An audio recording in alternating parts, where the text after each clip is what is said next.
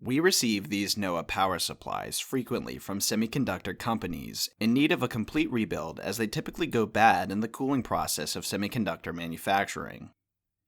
These NOAA power supplies are used in Peltier Junction chillers, and this one had a complete failure on its input stage. This is a relatively small version of the unit, as we've repaired units with 3 or 4 times the output capacity from this unit. The video shows this one being powered up and verified for basic operation, and it performed as it should.